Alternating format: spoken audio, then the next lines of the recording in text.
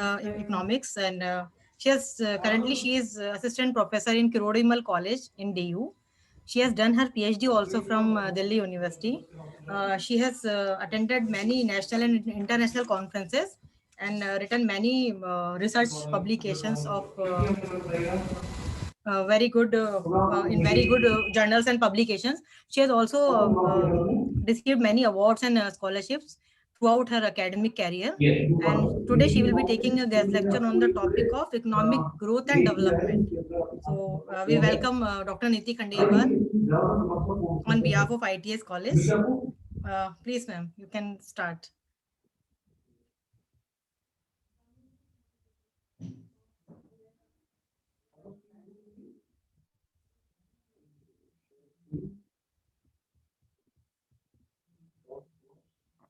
Welcome, Professor Niti Khandelwal. I request you please share your PPT and start your guest lecture.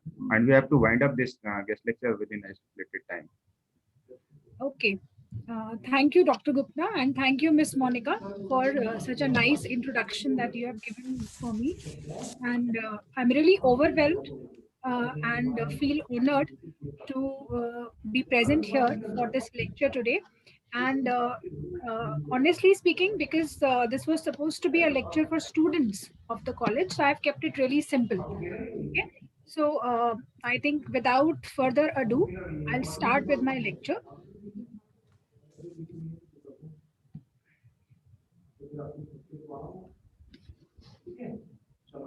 So as Miss Monica pointed out, today's lecture is on the topic economic growth and development. Can you all see the screen properly, or should I make it in the Yes, ma'am. It's visible clearly. Yes. Yes, ma'am. Yes, ma'am, we what, can see that. Yes, ma'am. slideshow form? Okay, just a minute. I'll just change it.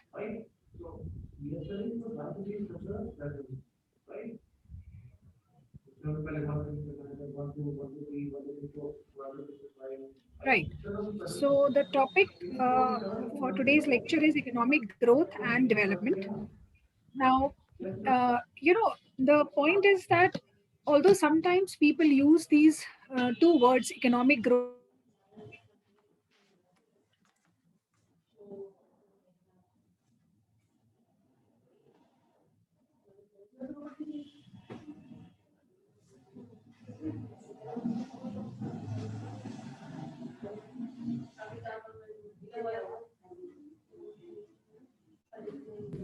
It is requested to each and every student, please mute your mic.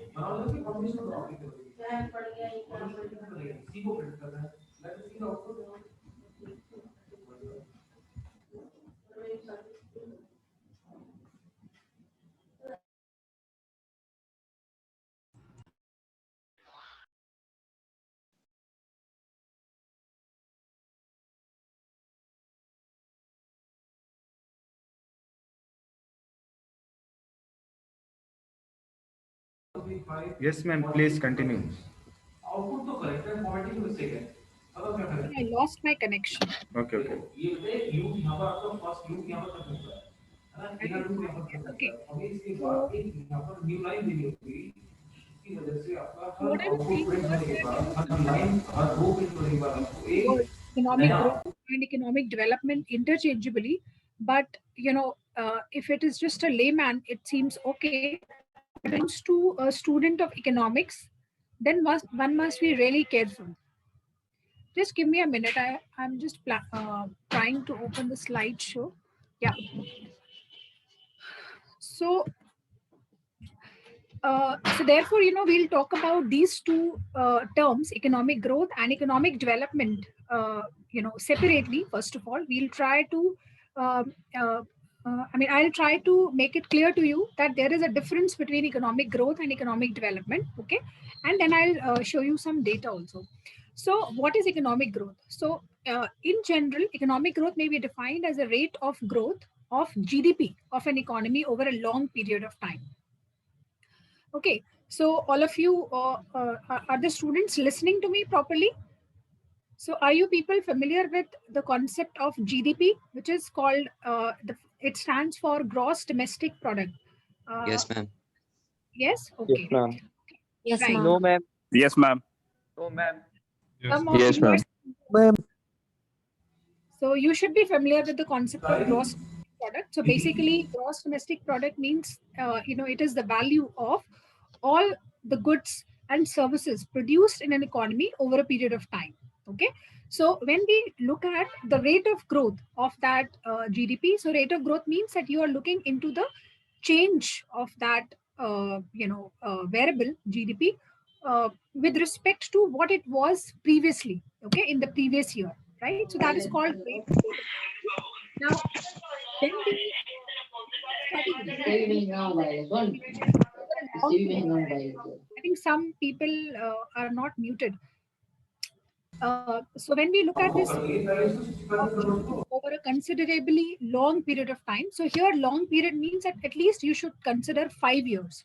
Okay, so let's say if the economy, if some economy has the rate of growth of GDP, okay, on an average at the rate of 5%, okay, over a period of 5 years or so, okay, then you can say that the economy is growing at the rate of 5% per annum, which is a good enough rate of growth. All right. And in that case, you can say that the economy is growing. There is economic growth in the economy. Okay. So what does that imply? It implies that the economy has enough of goods and services which are being produced in it, okay, which could sustain its population. All right. And therefore, we call it economic growth.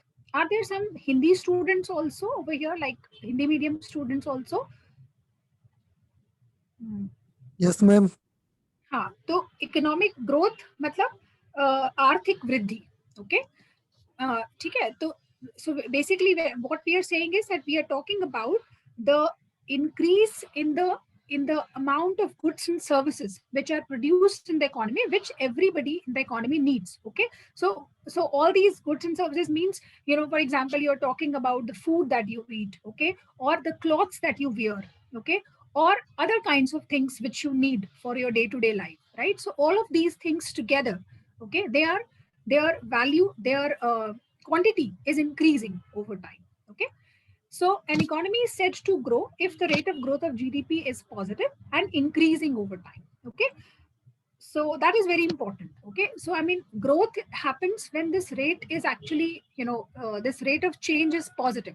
Okay, I mean, if you're saying that the rate of growth of GDP is, let's say, -1%, okay, then that cannot be called as growth. Okay, that is rather the opposite of that.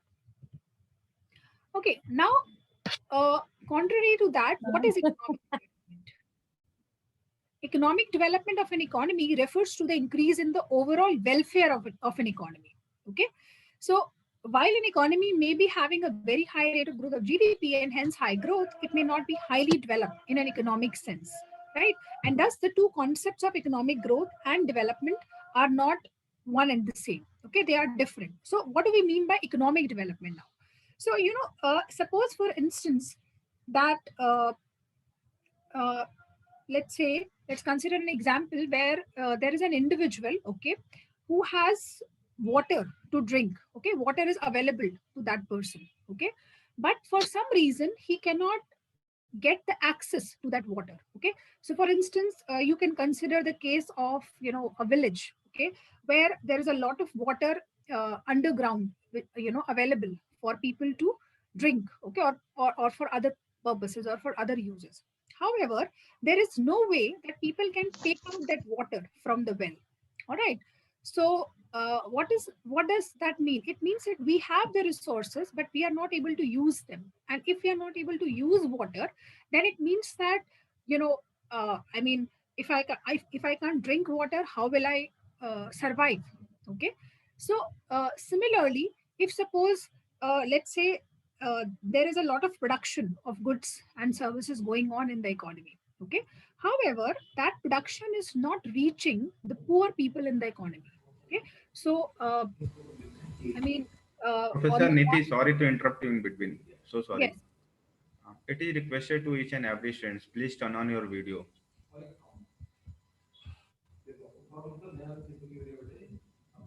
It is requested to each and every student, please turn on your video, please. Students, I hope you're listening to what sir is saying. Kindly turn on your videos. We need to click some pics also. So you need to turn on your videos.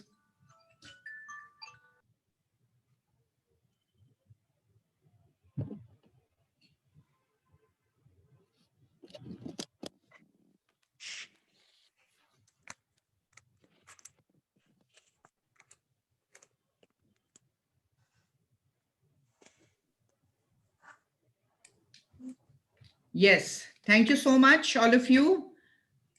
थोड़ी देर के लिए please videos on करके रखो so that I can click some good pictures of all of you. Yeah, thank you, Nidhi. Thank you, Nidhi ma'am. Thank you so much. You can carry on, please, ma'am. Yeah, sure. Thank you. Okay, so what I was saying was that, you know, suppose there is a lot of production of goods and services going on in an economy, okay, but the people in the economy, and especially let's say the people who are who generally have lack of resources, okay, we can call them poor people, they are not able to enjoy that production, okay. So you know, for example, a lot of you know, you must have heard of Food Corporation of India, okay, which actually stores I mean, which actually purchases food grains from the farmers, okay, and they purchase it at some, you know, fixed prices, we call the minimum support prices, and then they just keep them with them I mean with in their storehouses, in their warehouses, okay. So we have a lot of you know, stock of food grains. So you must have heard that sometimes there is a surplus stock with Food Corporation of India, okay. And on the other hand, we notice that there are a lot of poor people, okay, who are just, let's say, lying on the pavements, okay, or on the sidewalks, okay, etc., like poor people, and they are hungry, you know, they are actually deprived of food, okay.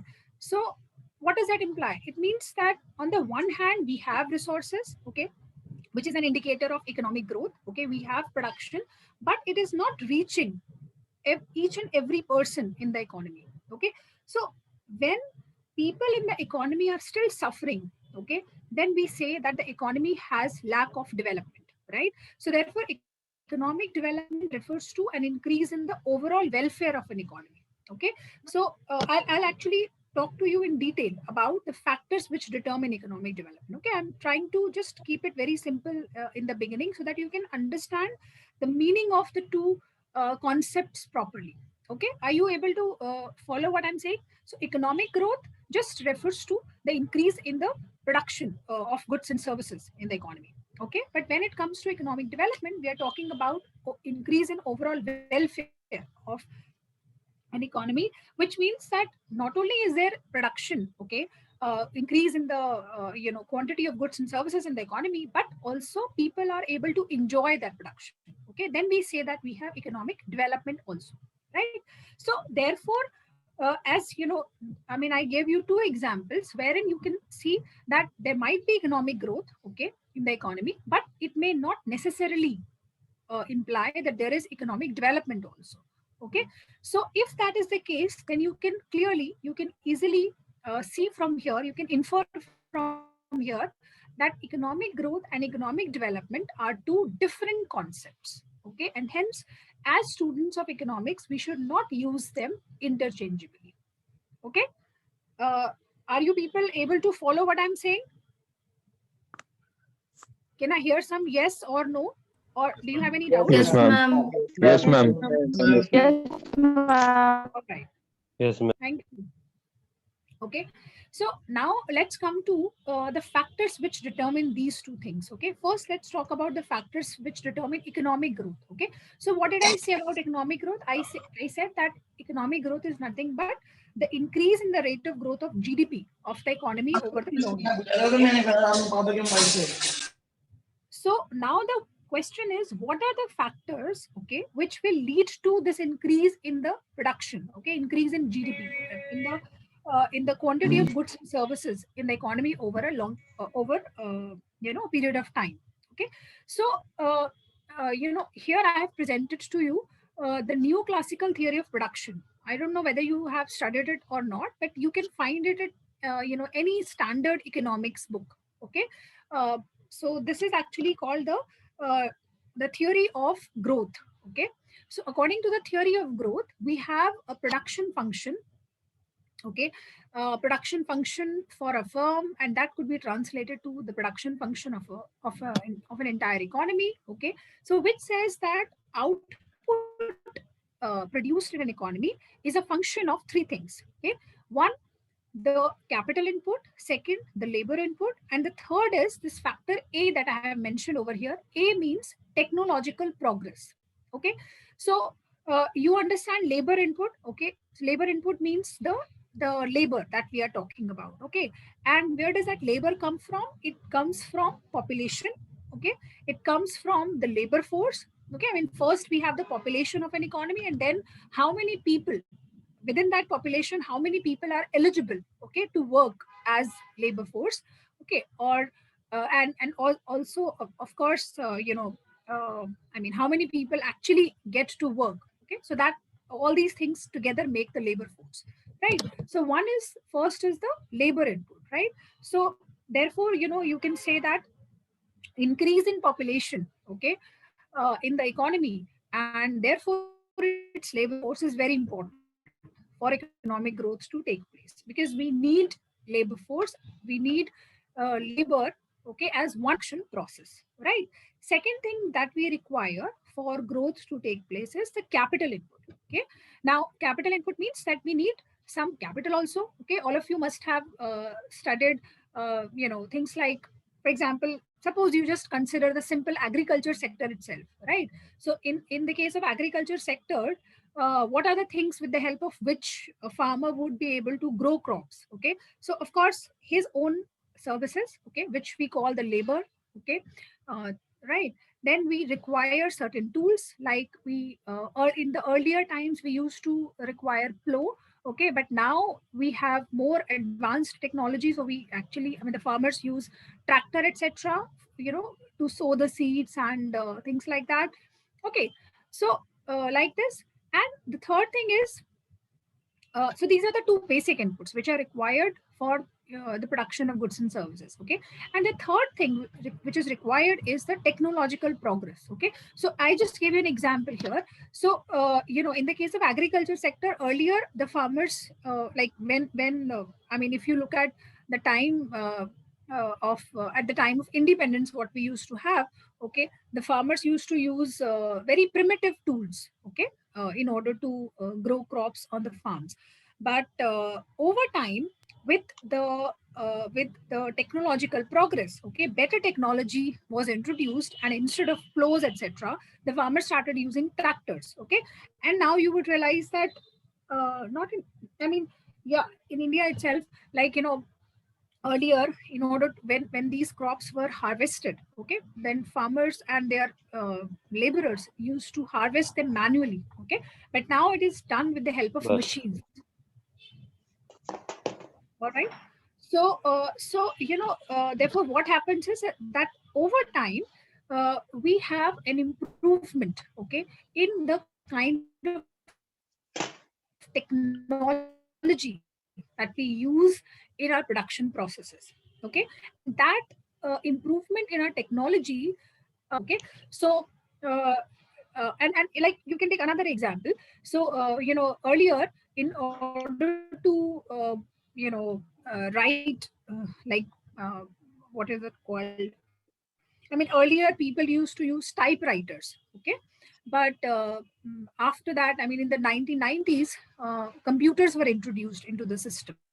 Okay, and now we have so many I mean, now when this technology improves, then what happens is that uh, it is called actually the improvement in the productivity of labor.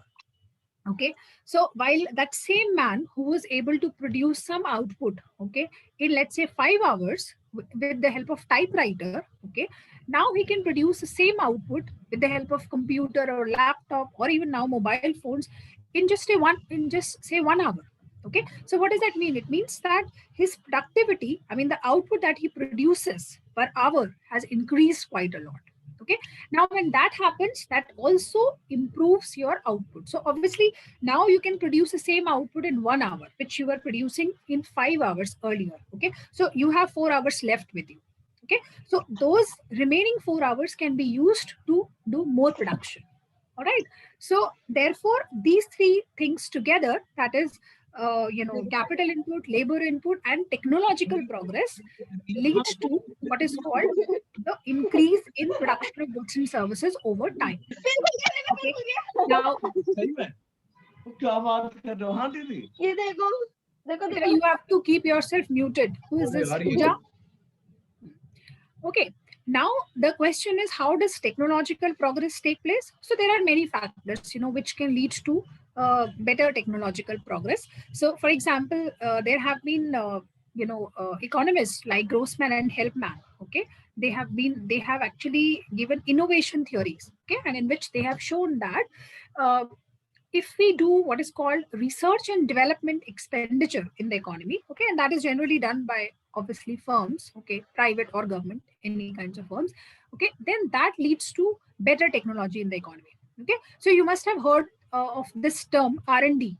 Okay, R&D, research and development expenditure. In the case, generally, mostly you will hear it, in the case of pharmaceutical firms. Okay, because most of the research and development expenditure takes place, in these firms which actually produce medicines.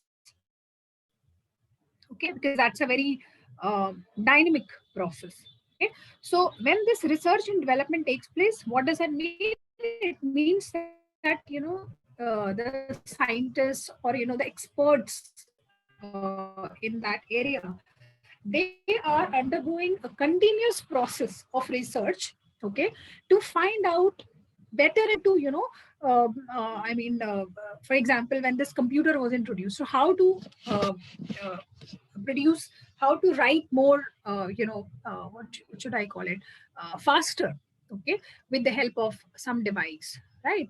And similar, I mean, now we have so many other utilities, okay, of these devices, right? So this is one thing. And the second thing is that, if we have a more open economy, okay, so for example, if we are trading with other economies in the world, and especially more developed economies in the world, so then we can import these better technologies from these economies, and therefore can use them, okay, into our production process to enhance the production.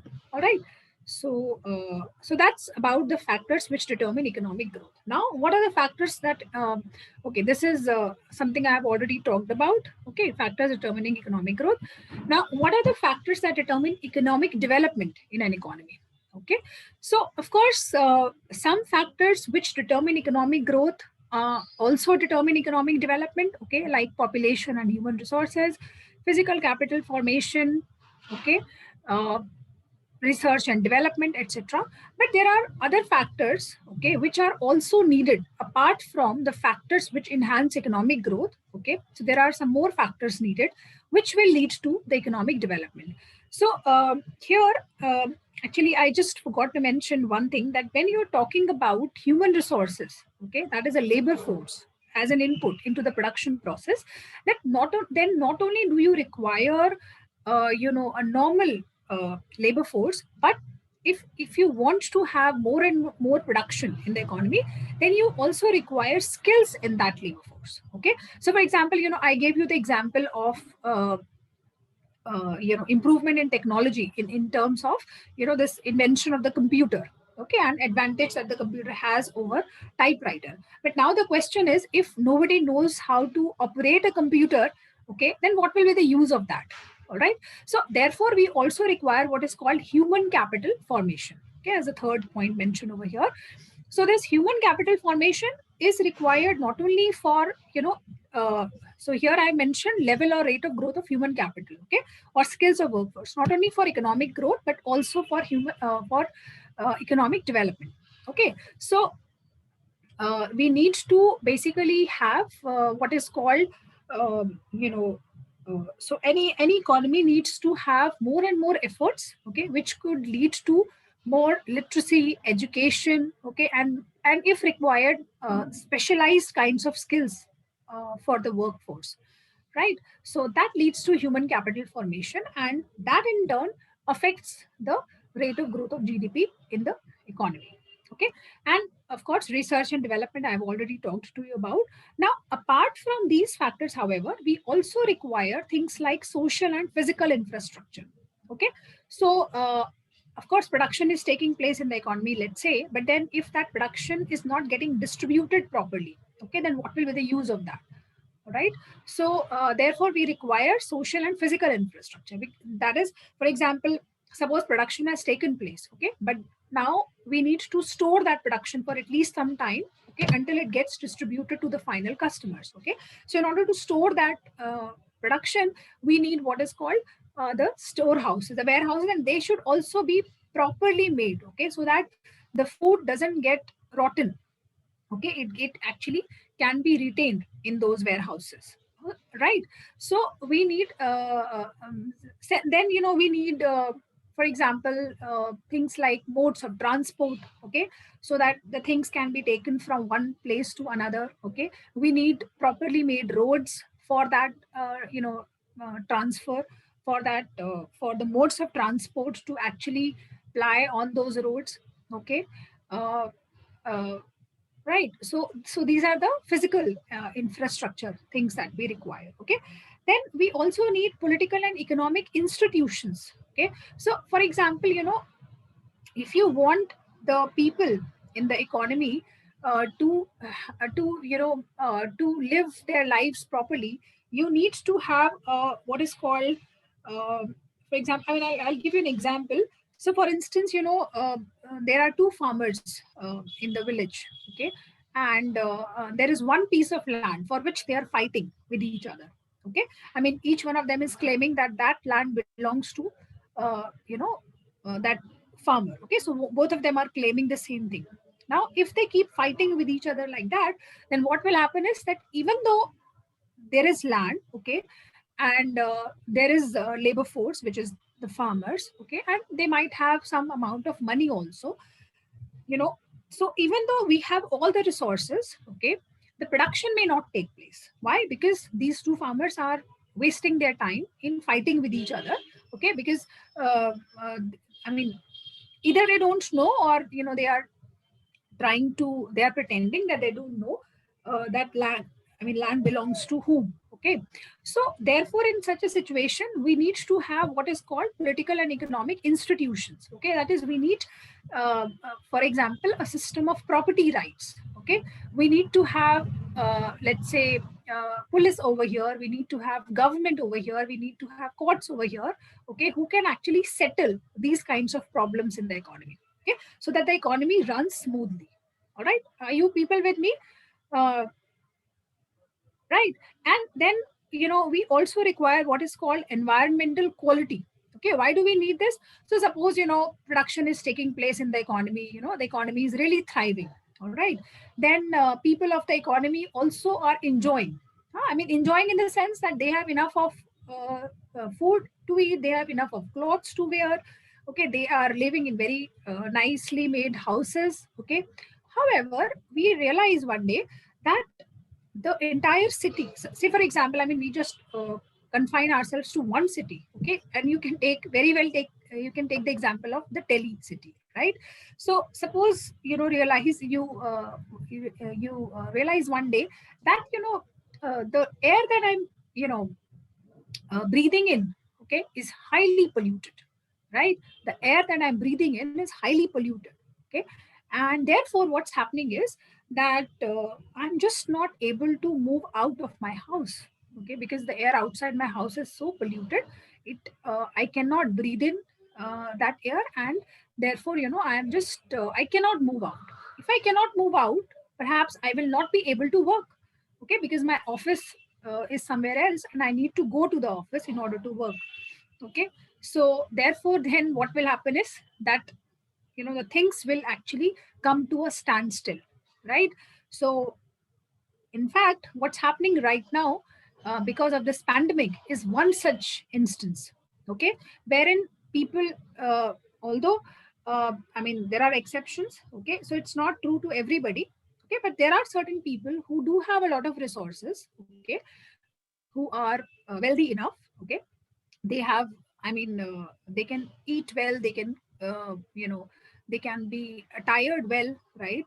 Or they are living in good houses, but even then they are not very happy, okay, because there is a lot of insecurity, okay, there is a lot of risk of health, okay, and that's because of what's happening to the environment, right? So therefore what this means is that we might be having good economic development today, okay. We might be having economic growth, of course, because that only economic development comes in when you have economic growth also. So you might be having a lot of production of goods and services, and you might be enjoying it at least today. But in order to be able to sustain that development over a long period of time, okay, sustaining means that you want to keep enjoying, okay, that development over in the future also, okay, over a long period of time means in the future also, okay. When you are enjoying today, but you want to enjoy 5 years hence also, okay, 10 years hence also, 20 years hence also. I mean, you want your next generation also to enjoy these resources, okay. But if you want that to happen, then you require what is called a good environmental quality, okay. Then only, because then only you can sustain that development. All right. So this is about economic growth and economic development. I mean, theoretically, this is what we mean by economic growth and economic development. Now, on the basis of the stages of development, okay, the different countries in the world have been divided into various categories, okay. And this classification actually varies according to the organization that makes this classification, okay. So one such classification has been made by the International Monetary Fund, okay, the IMF, which is as it is called in short. And actually there is one section of IMF which is called World Economic Outlook, okay. So World Economic Outlook is one important, should I call it, uh, publication of IMF, okay, which provides us with a lot of data, okay, for almost every country around the world, okay. They give us data on, for example, what is the what is the GDP level and growth rate, okay, of these economies, not just today, but what has it been in the past also, like for a long period of time since 1980 or so, I guess, okay. They also tell us about, they give us data on the population and its growth, okay. They also give us data on the share of each economy's GDP in the total GDP, okay. They give us I think information on other factors or other variables also, for example exports, imports, and so many other things. All right. So now, according to this World Economic Outlook of IMF, okay, the countries have been basically, they have been broadly divided into two categories. One is the advanced category, okay, the category of advanced countries, and the other one is the category of emerging market and developing countries, okay. So what do we mean by, okay, let me just give you an example of these economies and I'll talk about the meaning of these, or like what do we understand by advanced economies versus emerging market and developing economies. So advanced economies could be like, for example, the G7 economies. Are you familiar with this term G7? So No, ma'am. this is basically a group of, yes, who is this? Can you tell me? Yeah, which 7 countries? Can you tell me the names of the countries? America. Mm-hmm. 2-3 country बस नाम पता है, America, France, Germany, ma'am बस 3 ही country का नाम पता है. Okay, so I'll tell you. So this basically, this is a group of 7 most advanced economies in the world, okay, which are United States of America, that is your America, US, okay, USA. Then you have UK or London, okay.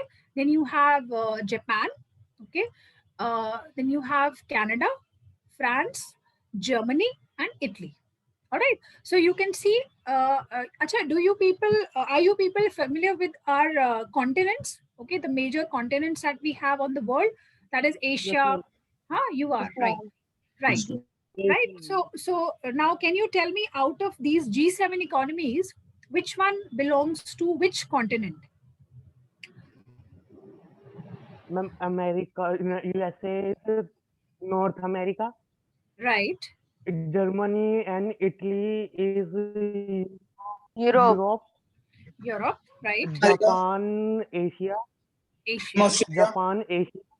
Ma'am, Japan, Asia, Italy, Europe. Right.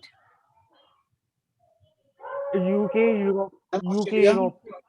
Right. UK also Europe. Okay. Ma'am, So out of Australia is Australia is another continent, but here in the G7 economy, we do not have. Australia.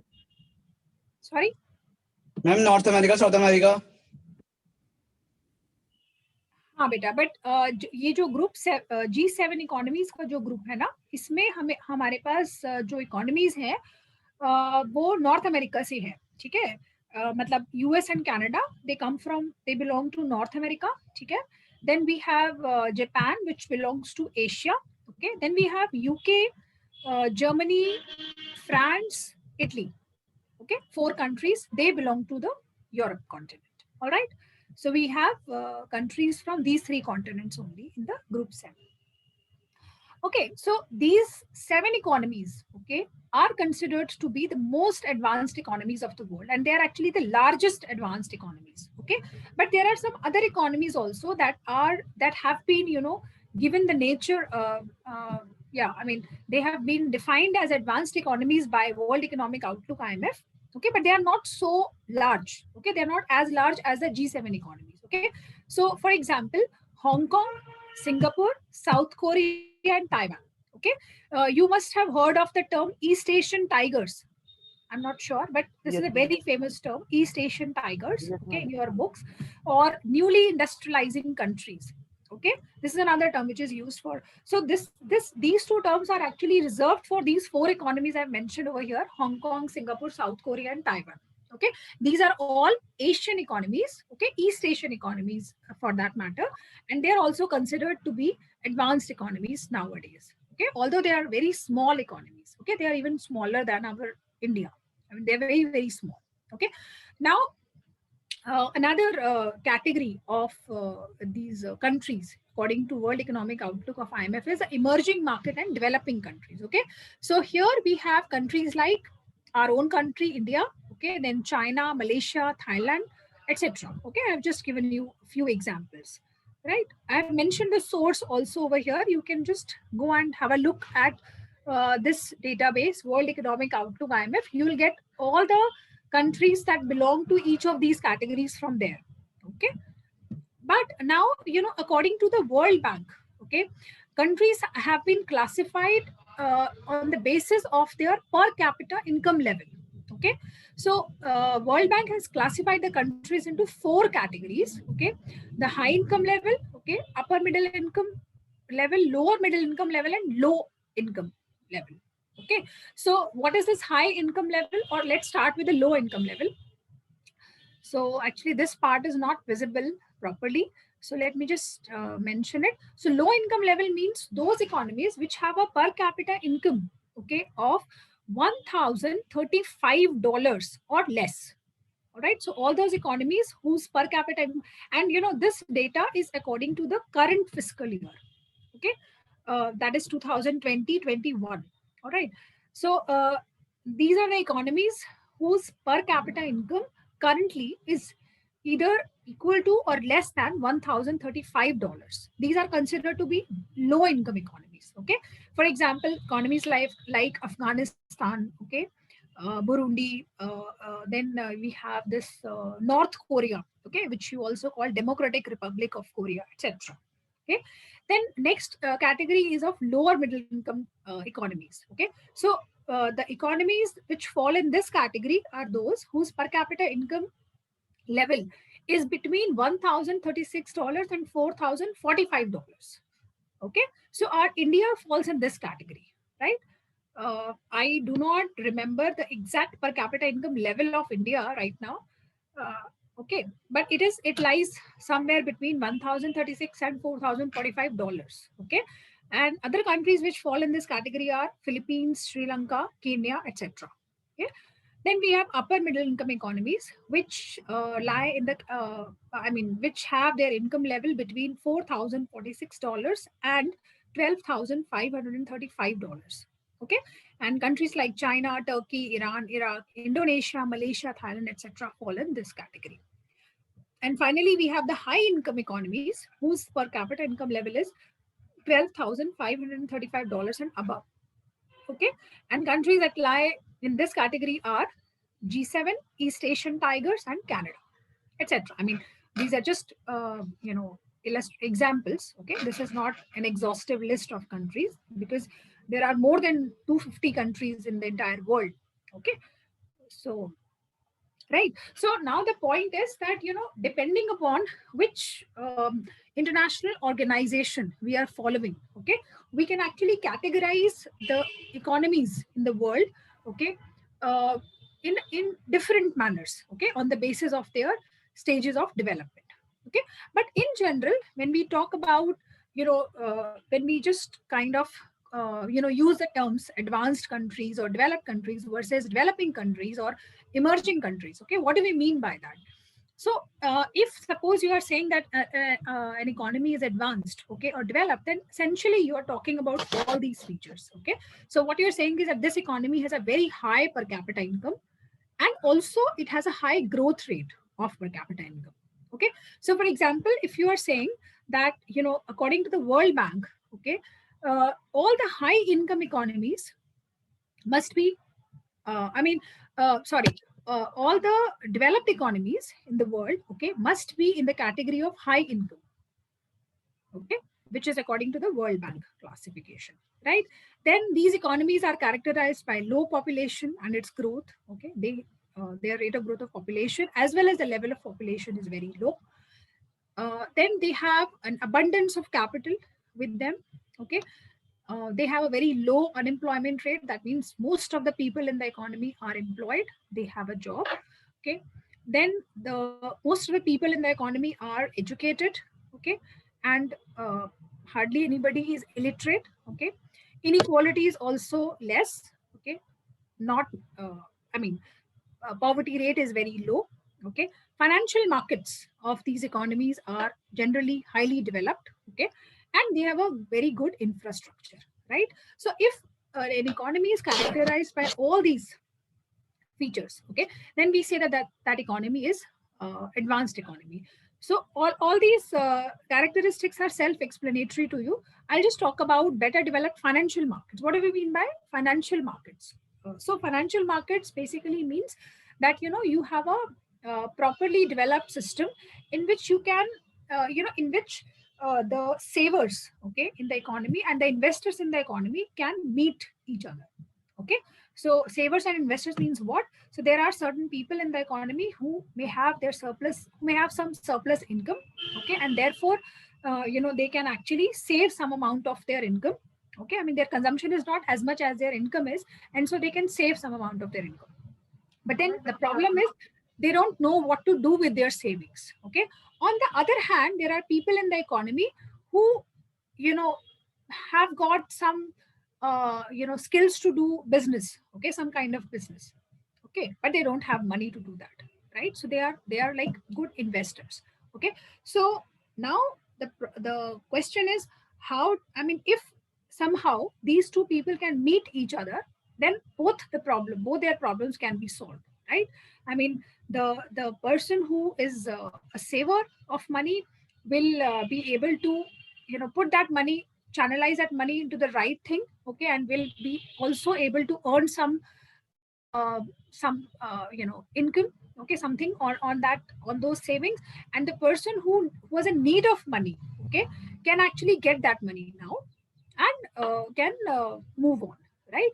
So this is the thing which is done with the help of financial markets, right? So therefore, financial markets is basically, you can say it's a group of things like banks, okay, then other financial institutions, financial companies, etc., which basically channelize, okay, the savings of the savers, okay, and into the right directions, okay, into the right places, okay, so that those savings can be utilized productively, right? And you can see that if that happens, then that will obviously lead to better growth and development of an economy, right? Because suppose you have some savings with you, but you are not utilizing those savings anywhere. I mean, you have just kept them in your locker.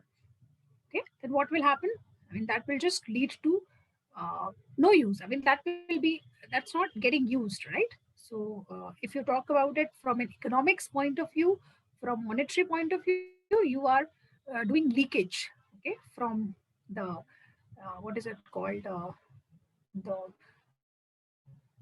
the flow of goods and services. Okay, you're doing a leakage, and if that money does not come back to the cycle, okay, then the production next time will actually be lower, okay, that production this time.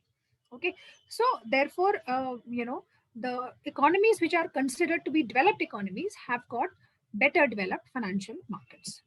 However, note that it may happen that some economy may be a high income economy, but it is still not called a developed economy.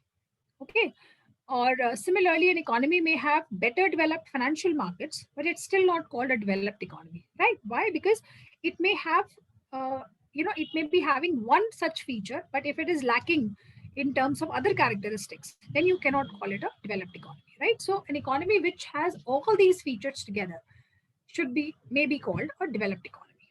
Okay.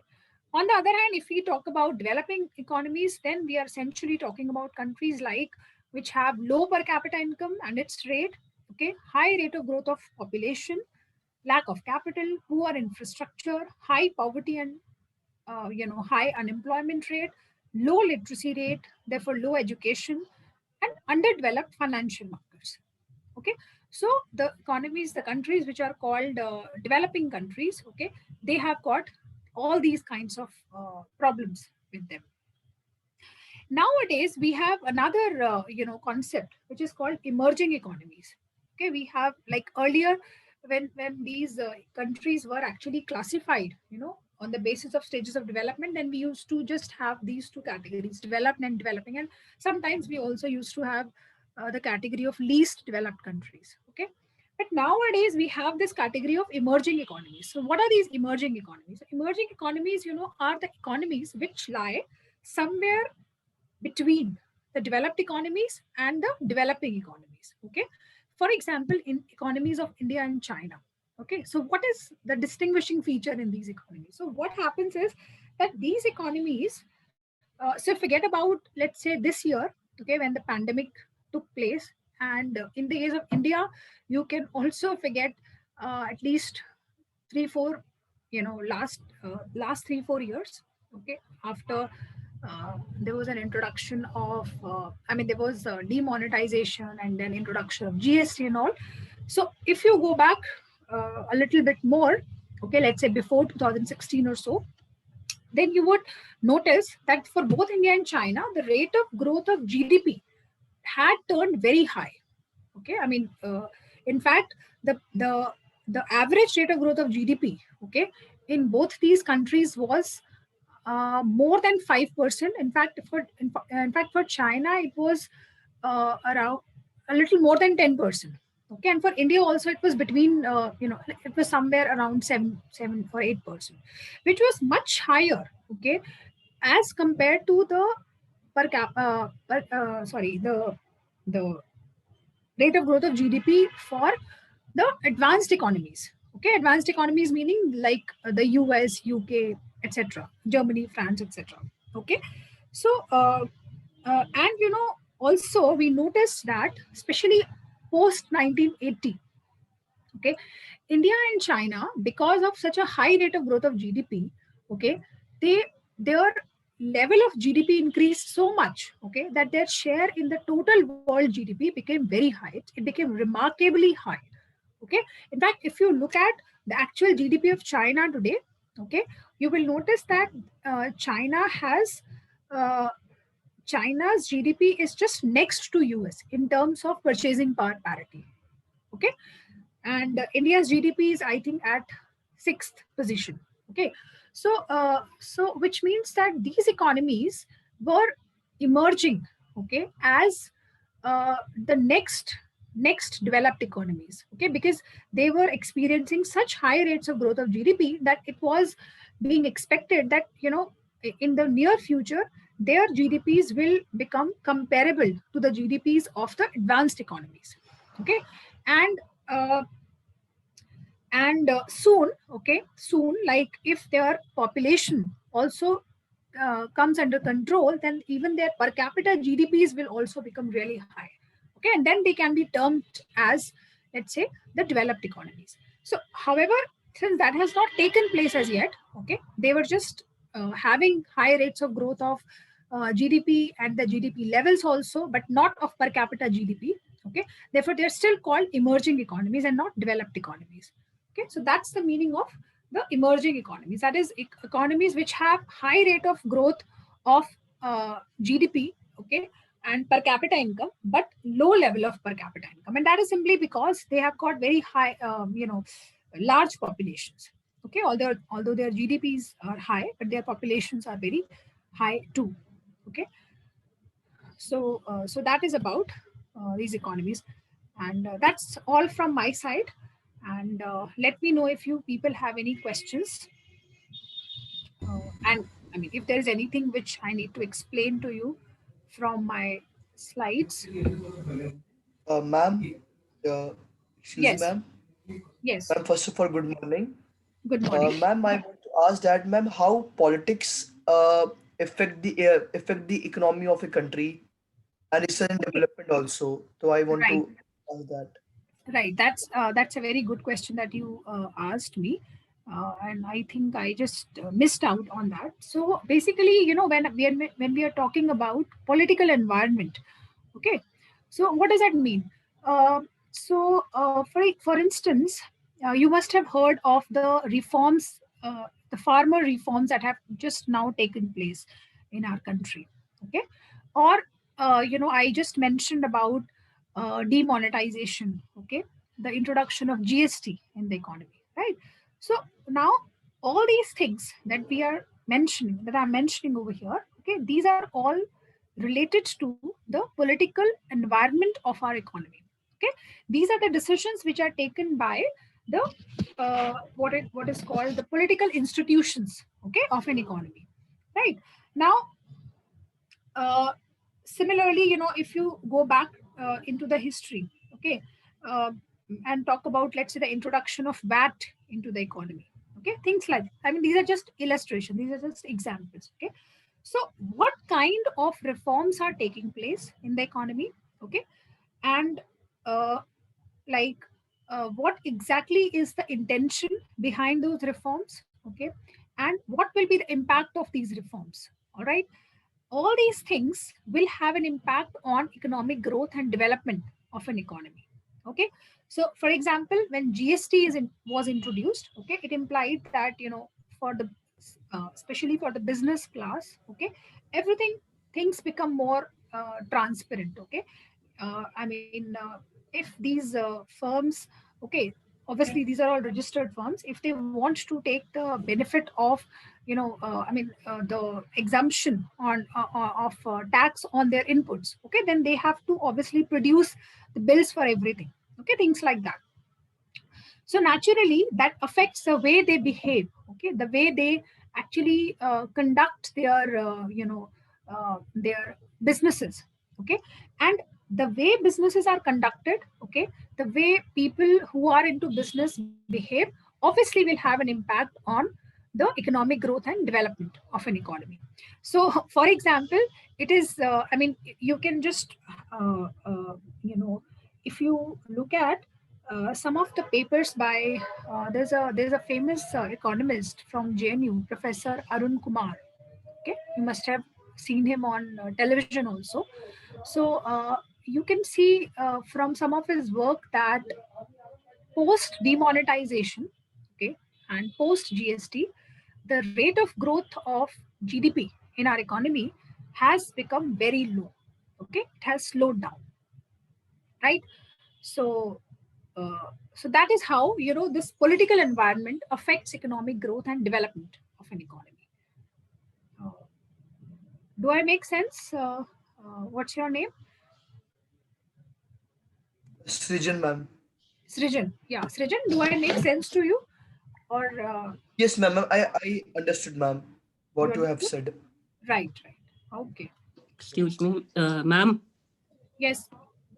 Ma'am, What's the name? how does the increase in the tax rate on income rates from capital affects our economic growth? I mean, we have to pay taxes on Right. the incomes from the incomes from the capital Right. from our banks. So how does this affect our economic growth? Okay. Okay. So what's your name? Excuse me. It's Priyansh Tyagi. Priyansh. Sorry to disturb Yes, you, ma'am. ma'am. Yes, Dr. Gupta. Myself, Dr. Vijay. Yes. Vijay, Basically, yes. we are having the time constraint, and we want to learn too much from your side. But due to the some time constraint, we are unable to continue this lecture because the next lecture is also already planned. So this is the last question from the Priyansh, and I'm extremely sorry to the students कि हम लोग time नहीं दे पा रहे हैं. Even I will invite the ma'am in campus when the will be physically run the campus. Okay. So due to the some time constraint, I'm extremely sorry to say students की time नहीं दे पा रहे हैं. Last question from the Priyansh only, and after that we have to schedule the next lecture also. Okay. Okay, I'll quickly try and answer your question, Priyansh. So Priyansh, the thing is that you have to, just keep in mind two things over here. When the tax is imposed on somebody's income, okay, of course, in the short run, it is like a liability to that person because nobody wants to, give away the income that he or she has earned, right?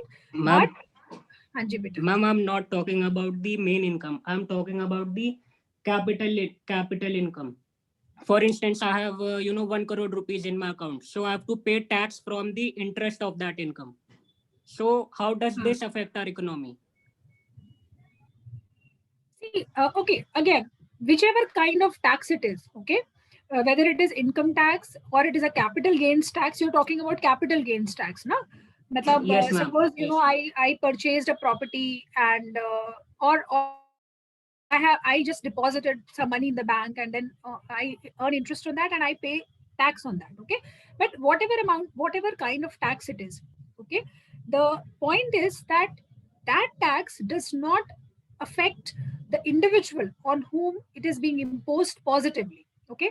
But that tax income, okay, that tax receipt is for the government, okay? That tax is collected by the government officials, so that becomes income of the government, okay?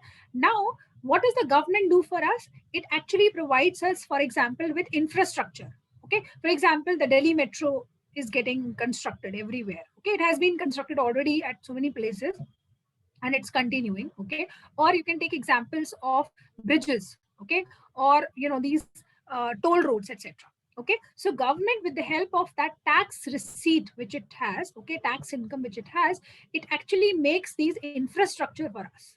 All right, and when it makes this infrastructure for us, that is nothing but the part of our economic development, isn't it? I mean, I have already talked about infrastructure as one of the factors of economic development. So now you can link these things. All right.